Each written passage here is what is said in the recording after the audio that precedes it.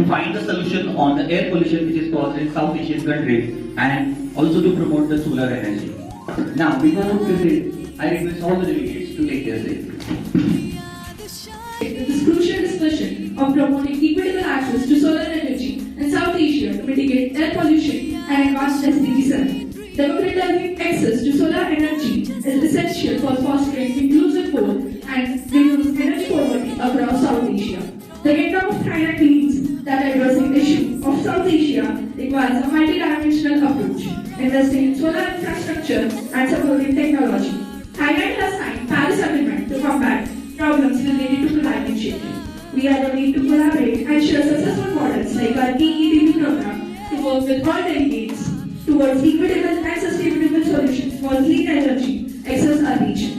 We will hand back to the chair. Thank you. Not just an environmental matter, but as a matter of survival. As a small nation, Malaysia contributes very less to global pollution, yet it heavily suffers from the effects of air pollution, climate change, and dependence on fossil fuels. Across South Asia, the continued use of coal and diesel has caused serious air pollution and major health issues. In Malaysia, most of the electricity is still produced with diesel and coal generators, which are expensive and pollute the air. In small, island and coastal nations, solar energy is the most practical and sustainable option. The delegate of Malaysia calls for stronger regional cooperation, international financial support, and expansion of rooftop and microgrid solar systems designed for vulnerable regions.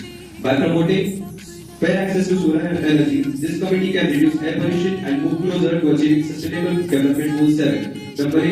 The Malaysia urges this body to remember that clean energy is not a luxury, but a necessity for sustainable development and climate justice. Thank you.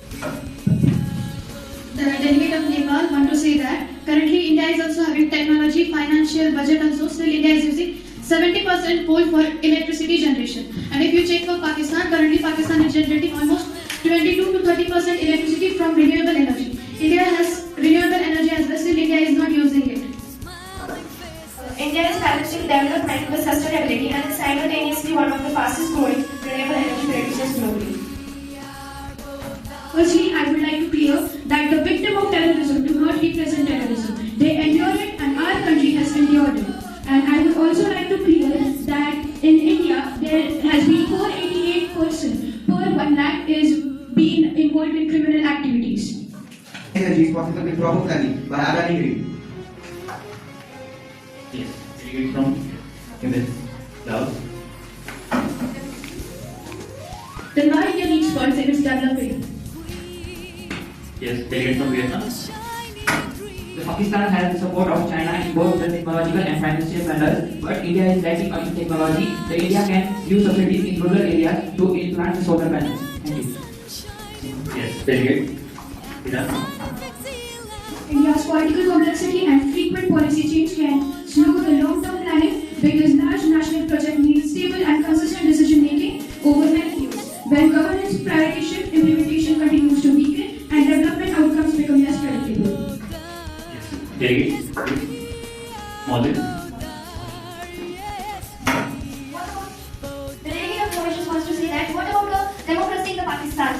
Any prime minister in the Pakistan have not completed its 5 years of terms within the 75 years, and Pakistan is having a democratic nation or a military dictatorship because the democratic principle says that elected representatives should hold the power of decision making in a democracy, but in Pakistan the major decisions are taken by the military rule. So Pakistan is a democratic or a military dictator country. How realistic is to accept increased domestic contribution without compromising other social service? Is this proposal aspirational or financially grounded? Thank you. To rely on practice without introduction of reform, supply chain economy or financial restructuring, how can we ensure lasting stability? Is the emergency law offering a solution or merely postponing a systematic reform? Thank you. Good morning, Honorable Chair and all respected delegates. Every child deserves a healthy start in life. Child healthcare is a shared global responsibility. When a child suffers from a preventable disease, it is not just a natural failure, but a global one. While foreign aid is important, we must also build domestic healthcare systems. Emergency aid can save lives today, but sustainable reforms will protect future generations. Parents support partnerships between NGOs, and private healthcare sector to ensure continuous immunization and better medical access. Transparency and accountability must guide every reform. We must focus on cooperation and long-term solutions instead of debate. Let us work together to build healthcare systems that are strong, fair, and sustainable for every child. And distinguished delegates. The Republic of Uganda is honored to be present in the respected assembly. The Uganda holds the largest British population in Africa, creating additional pressure on the healthcare system.